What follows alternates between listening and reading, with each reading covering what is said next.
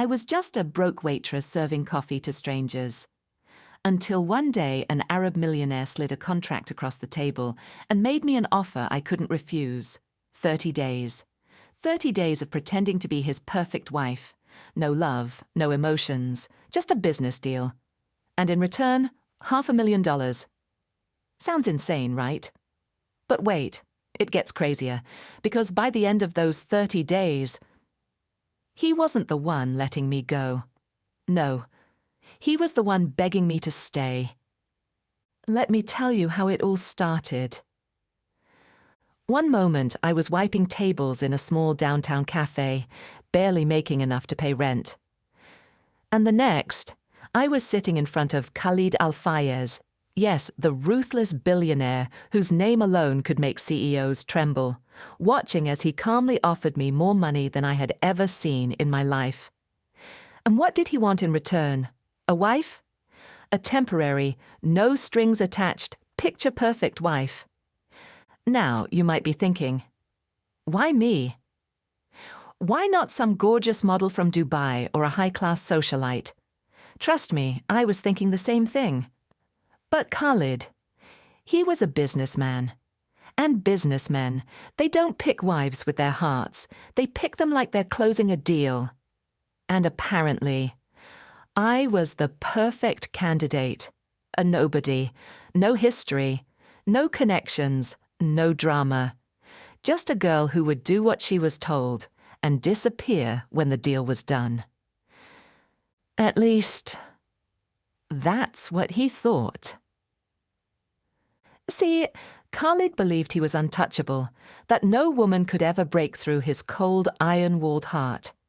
That love was just a distraction, a weakness he would never allow. But what he didn't know was that sometimes even the most unbreakable men have a breaking point, and sometimes the last person you expect to fall for is the one person you can't let go of. So, yeah, I took the deal. I signed the contract. I walked into his world of luxury, diamonds, and private jets. But what I didn't realize was that in just 30 days, I wouldn't just be playing the role of his wife, I would become something he never saw coming. His obsession. The moment I signed that contract, my life flipped overnight. One minute, I was scrubbing tables in a rundown cafe, counting coins for bus fare. And the next, I was stepping into a world of insane wealth, gold-plated staircases, private islands, and a closet so big it made department stores look tiny. But here's the thing. No amount of silk gowns or diamond necklaces could prepare me for him. Khalid Al-Fayez, ruthless, mysterious, unshakable. He was the kind of man who could make an entire boardroom of millionaires sweat with just one look. And now, I was his wife. Well, his fake wife. At least, that's what the contract said. But trust me, there was nothing fake about the way this man made my heart race. But let's get one thing straight. This wasn't about love. Oh no. Khalid needed a wife for one reason only: power. His family, the Al-Fayez dynasty, was worth billions. But in order for him to take control of his father's empire, there was one tiny little problem. He had to be married. And since love wasn't exactly his thing, he did what any cold-hearted billionaire would do. He turned marriage into a business deal. Simple, clean, no emotions attached. But there was just one little issue. I don't follow rules.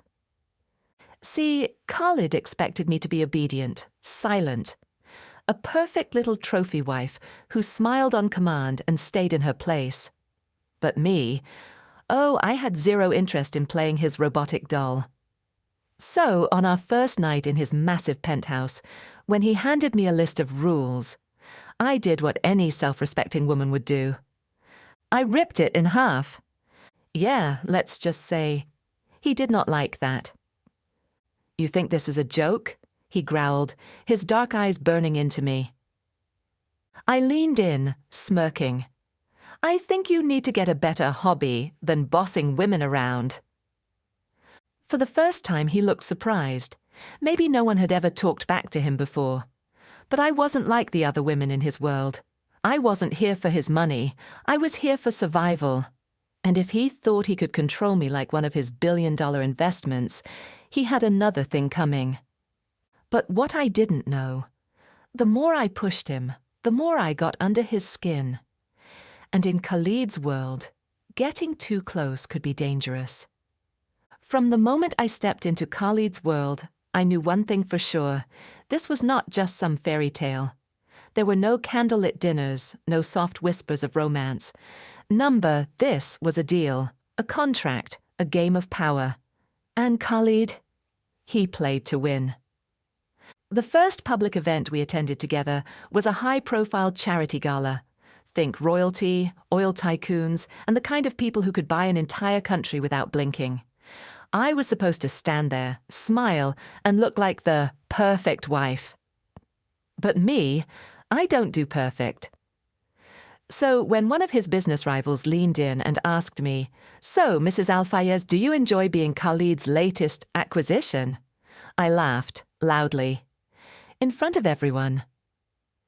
Khalid's jaw tensed, his fingers tightened around his glass, and later that night, when we got back to his penthouse, he turned to me, voice low and dangerous. "You think this is funny?" I smirked. "Oh, absolutely. You should have seen his face. Priceless." He stepped closer, his dark eyes locked onto mine. "You don't understand, do you? In my world, perception is everything. One wrong move, one wrong word can destroy everything I've built." I raised an eyebrow. "Wow, sounds exhausting. Maybe try being human once in a while."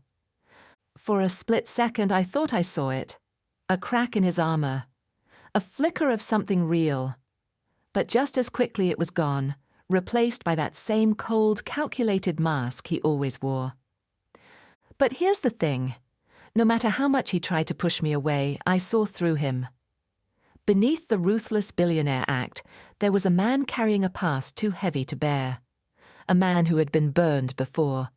A man who had sworn never to feel anything again. And the more time I spent around him, the more I realized, maybe, just maybe, I was the one person who could break through that icy exterior. Too bad I had no idea what that would cost me.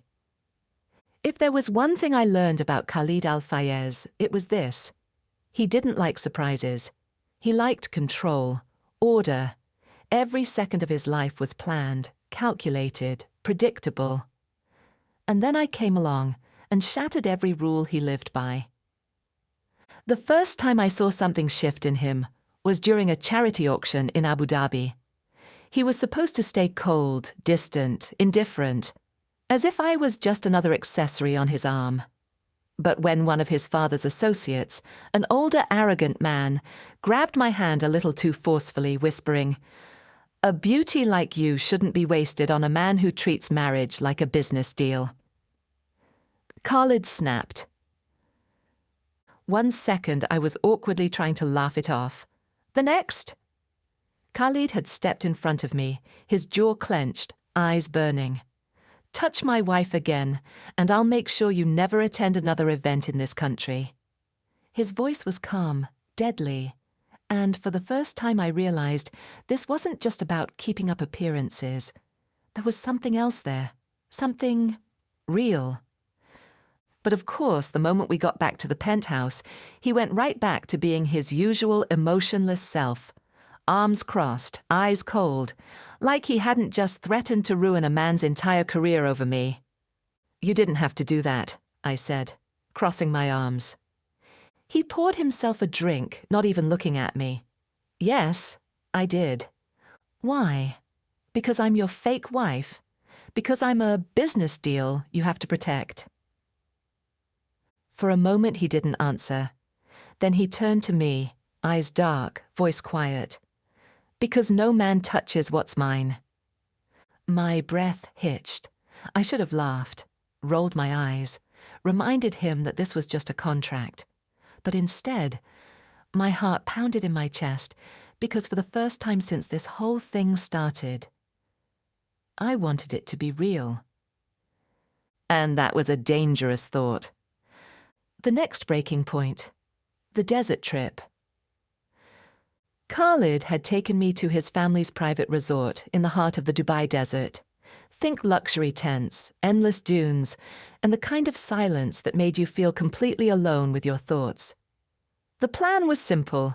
A weekend away, show face at a family gathering, and leave. But fate had other plans. A sandstorm hit, fast, furious, and completely unexpected. 1 second the sky was clear, and the next. We were stuck, miles from the resort, in an abandoned watchtower with nothing but the sound of the wind howling outside.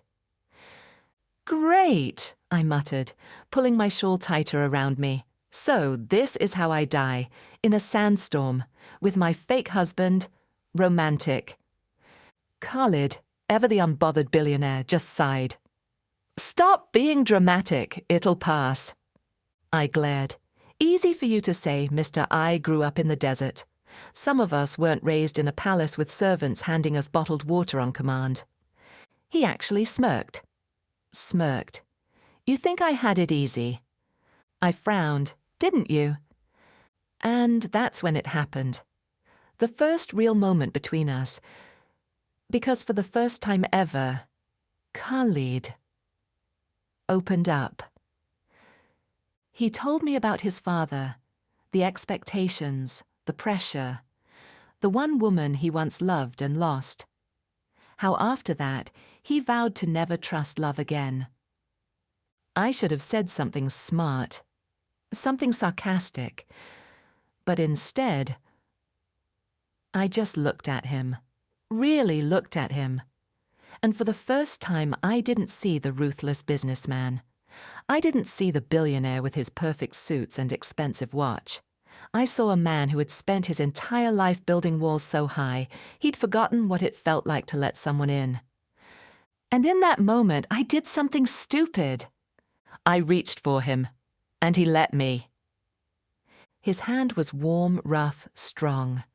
And when our fingers touched, I felt it, that electric, undeniable spark, the one that whispered, "This is dangerous, this is real." And when his eyes dropped to my lips, I knew. I wasn't the only one feeling it. But just as quickly as it happened, he pulled away, turning his back to me. "Go to sleep. The storm will be over by morning." And just like that, the moment was gone. But something had changed. We had changed. And no matter how much he tried to fight it, I knew one thing for sure. This deal? This fake marriage? It wasn't so fake anymore. The clock was ticking, and the end of the 30 days was fast approaching. The lavish dinners, the trips to private islands, the ballroom dances. None of it mattered anymore, because suddenly none of it felt real. What started as a business deal had turned into something far more complicated, something I wasn't prepared for. Khalid had become more than just a man who paid me to be his wife. He had become the man I never knew I needed. And I knew deep down that the moment the clock struck 0, I would have to walk away. After all, the contract was clear. 30 days. No love. No strings attached. Just business. But here's the twist. The moment I tried to leave, I realized he wasn't ready for me to go. It all started the night before the 30-day mark. Khalid had been cold, distant, the way he always was when he didn't want to face his emotions. I was packing my things, his suite, the clothes, the jewels, all of it. I was ready to walk away, never looking back. Then, just as I zipped up my last suitcase, I heard it. A knock at the door. I opened it, and there he was, standing there, looking at me with eyes that didn't belong to the man I knew. His voice was softer than I'd ever heard it. "You're really leaving, aren't you?" he asked, his tone almost pleading. I tried to remain strong. "It's the deal, Khalid. 30 days are up. You paid me to be your wife. And I did my part. I'm not staying for any other reason." For a moment, he didn't say anything. He just stood there staring at me. I could see the weight of the decision in his eyes. Then he finally spoke. This time it was more than just words. It was desperation. I'm not asking you to stay because of the money. I'm asking you to stay because I can't let you go. I froze. My heart skipped a beat. Khalid never said things like that. Never. What do you mean? I whispered, my voice shaking slightly, though I tried to hide it. He stepped closer, his presence overwhelming as he took a breath, almost as if he was steeling himself for what he was about to say. I don't care about the contract. I care about you, the woman who's gotten under my skin in ways I never thought possible. And if you walk out that door, I know I'll never be the same. My pulse raced. This was it. The moment I had been dreading. The moment I had known would come but hadn't prepared for. I opened my mouth to say something, anything, but the words wouldn't come. He was right. I had never planned on falling for him. This was just supposed to be a business deal. Yet here I was, standing in front of a man who had the power to ruin me with a single word. Yet instead, he was showing me his soul. You don't have to say anything, he said, his voice steady, but there was a vulnerability there that I hadn't seen before. Just stay. Give us a chance. Forget the contract. Forget the rules. I blinked. Was this really happening? Was Khalid, the man who refused to let anyone close, now asking me to stay for love? It didn't make sense, but neither did the way my heart was beating in my chest right now. I took a step toward him, then another, and another, and finally I closed the distance between us. I kissed him. No pretenses, no deals, just raw emotion, the kind we both tried to bury. But just as the kiss deepened, he pulled back, eyes wide, almost in disbelief. What are we doing? He whispered, his chest rising and falling with tension. I smiled, feeling the warmth of the moment flood me. I'm not sure, but maybe it's time we stopped pretending. Maybe it's time we stopped running from this thing between us. I expected him to push me away, to remind me of the contract, to tell me this was just a momentary lapse of judgment. But instead, he took my hand, his grip firm but gentle. Then let's stop pretending, he said. You've already stolen my heart anyway. The last 30 days hadn't just been a contract. They had been life-changing, and as I stood there in his arms, I knew. Khalid Al-Fayez might have been the one who hired me, but I was the one who had given him everything he never knew he needed. And that was the start of something real.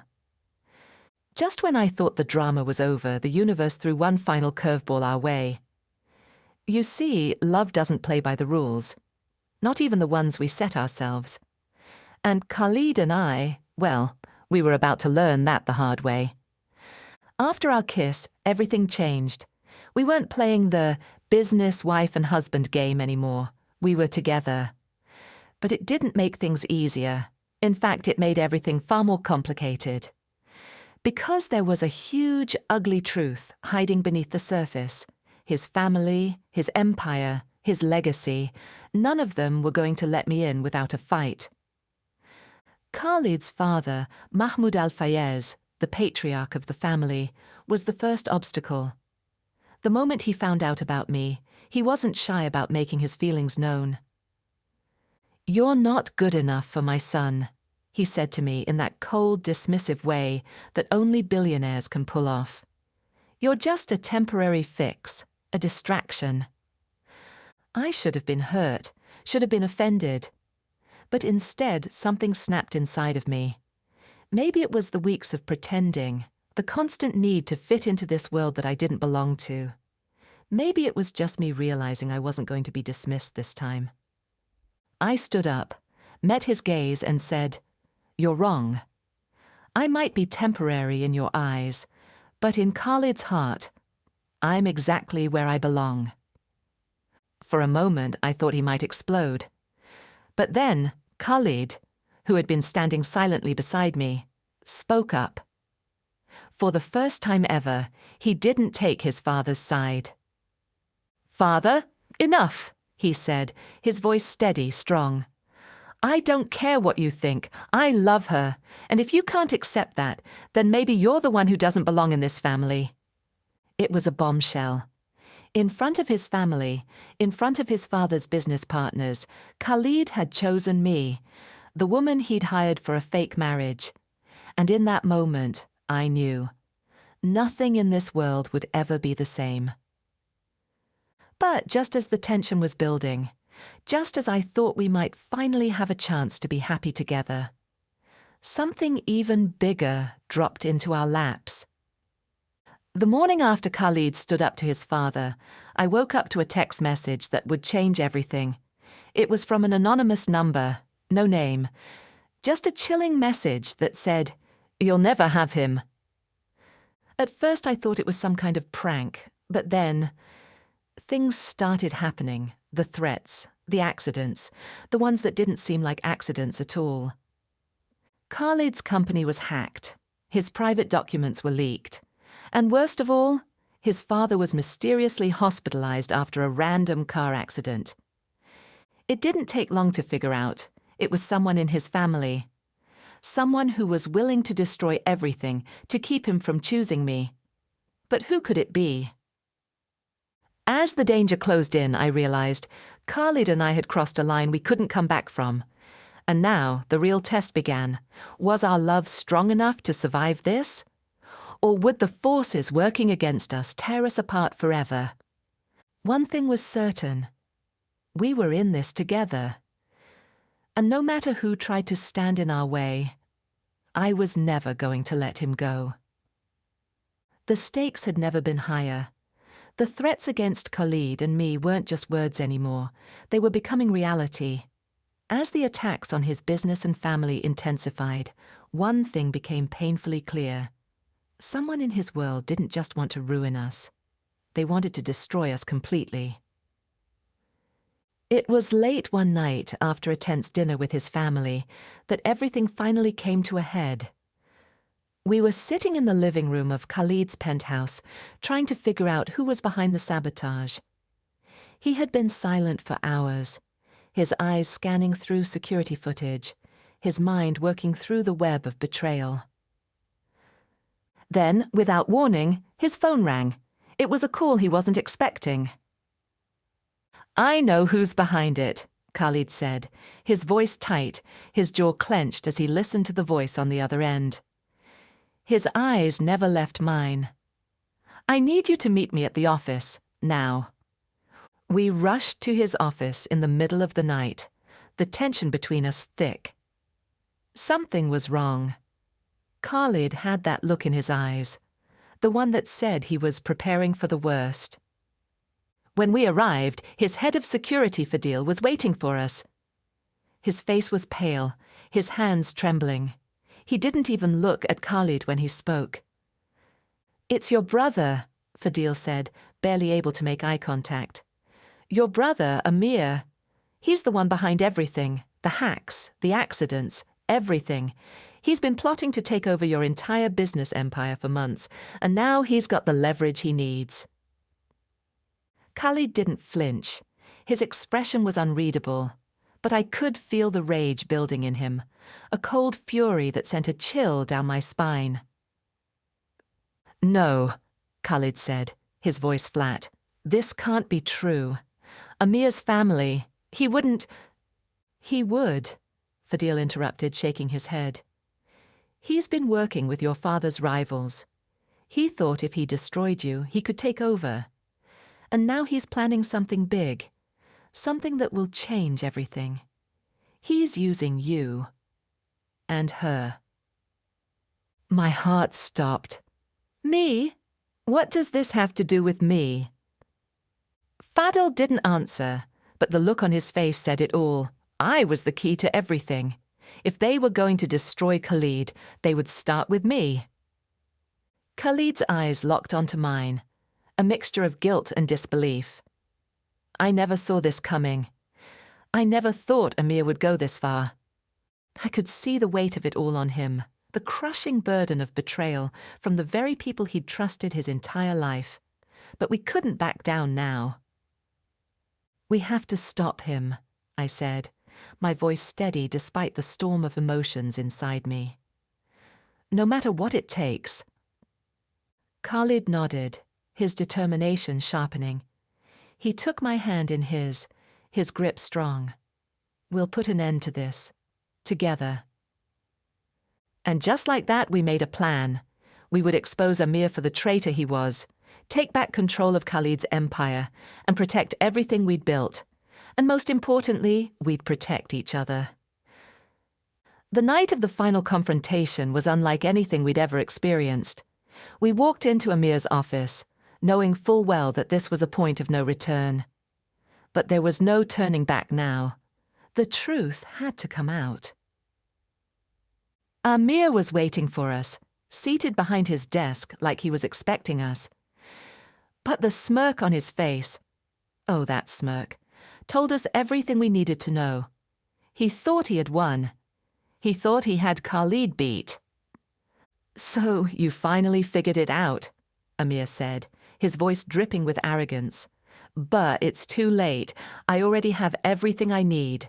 Your father's fortune, your business, your future, and now I'll have her too." Khalid's hand tightened around mine. "You're not taking anything from me.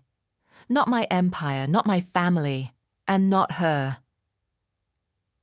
The tension in the room was thick. Amir was moments away from calling in his men, but Khalid was ready. He had planned for this. He had anticipated every move Amir could make, and he had the leverage to win. With a single signal, Khalid's security team swarmed the room, taking Amir's men by surprise, neutralizing the threat. "You've lost, Amir," Khalid said, stepping forward, his voice steady, commanding. "This ends tonight." The look of shock on Amir's face was priceless. He had underestimated Khalid, and in that moment, I saw the man I had fallen for, the man who would stop at nothing to protect the people he loved, even if it meant losing everything in the process. With Amir arrested, the storm finally began to settle. But for Khalid and me, the battle had only just begun. The road ahead wasn't easy, and we knew there would still be challenges to face. But together, we were unbeatable. And as I stood by his side, I realized the most important truth of all. The love that started as a deal was now something unbreakable, something worth fighting for, no matter the cost. It's amazing how quickly things can change. One minute, I was just a woman hired to be a fake wife for a wealthy Arab millionaire. The next minute, I was fighting for my life, my love, and everything we had built together. But sometimes, in the wake of chaos, there's a clarity that only comes when you've faced the darkness and survived. With Amir's betrayal exposed and his threats neutralized, Khalid and I could finally breathe. The weight that had been pressing on us, the constant fear and uncertainty, began to fade away, until there was nothing left but the two of us. We took a step back. No more secrets, no more contracts, no more pretending. It was just us. A man who had once paid me to be his wife, and a woman who had learned to love him in ways that went beyond the luxury and power. Khalid looked at me one evening as the sun set over the city. "We've been through so much," he said, his voice soft but full of conviction. "But this is just the beginning. A new chapter." I smiled, feeling the weight of his words.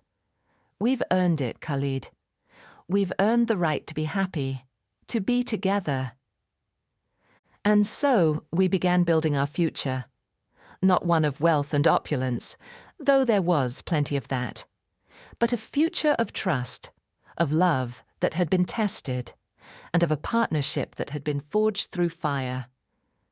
We traveled, we laughed, we dreamed together, and every day I realized that the man I had once seen as my employer, my husband, in name only, was now the man I could never live without. It's easy to think that once you've overcome a series of hurdles, the road ahead will be smooth. But in reality, life is always testing us, throwing curveballs when we least expect them. Just when Khalid and I thought we had finally found peace, life had one last test for us. Khalid's mother, Layla Al-Fayez, had always been a complicated figure in our relationship. A woman of grace, beauty and power, but also a woman with expectations. She had never fully accepted me, not from the start. To her, I was always the woman who had come with a price tag, a woman who was never worthy of her son. So, when Layla invited us to a family gathering, I knew it wasn't going to be easy. This was her final test for me. She needed to know if I could truly belong in her world. If I could be the woman who stood beside Khalid, the woman who would be worthy of the Al-Fayez name. The night of the gathering was tense. I could feel the eyes of every guest on me, the weight of their judgment hanging in the air. But I wasn't afraid. I had come this far, and I had nothing to prove anymore. I wasn't the woman who was bought and paid for. I was the woman who had stood by Khalid when it mattered. And I wasn't going to let anyone make me feel small. Layla approached me, her presence commanding. "You're here tonight, Maksud, not because of a contract, but because my son chose you." Her voice was calm, but there was something in her eyes that made my heart race. "And I need to know, are you truly ready to take on the responsibilities of this family? Can you stand by him when the world tries to tear you both apart?" I looked at Khalid, who was standing beside me, his hand in mine. There was a sense of certainty in him, a silent support. And I knew this was our moment, the last obstacle before we could truly be a family. "I'm ready," I said, my voice strong. "Not just for him, but for this family, for everything Khalid and I have worked for, and I'll stand by him, no matter what comes next." For the first time, Layla smiled, a small approving smile that seemed to say, "You're finally worthy." And in that moment, I realized the woman I had once feared had now accepted me, and together, Khalid and I were finally united, ready to face whatever challenges the future would bring. And so our story continued, not as a fairy tale, but as a life we chose for ourselves. Khalid and I had started this journey as strangers, brought together by a contract, by money, and by circumstances we could never have predicted. But in the end, it was love that triumphed. Love that turned everything upside down and proved that even the most unlikely beginnings can lead to the most incredible endings. We didn't live in the shadows of a contract anymore. We lived in the light of our own choice, our own truth. And every day we built a life that was uniquely ours. One full of laughter, adventures, and the kind of love that didn't need a contract to survive. Together, Khalid and I became more than just a power couple. We became a team, in the boardroom, in life, and in love. I look back on that time, when I was just a hired wife, and I marvel at how far we've come. From the flashy dinners and grand gestures, to the quiet, simple moments we share now. Like walking through the streets of the city hand in hand, or sitting on the balcony watching the stars. Because love isn't about the riches or the luxury. It's about the connection, the bond that survives even when the world tries to tear you apart. And as we look toward the future, I knew one thing for certain. We had everything we needed. And this story? It was only the beginning of our forever.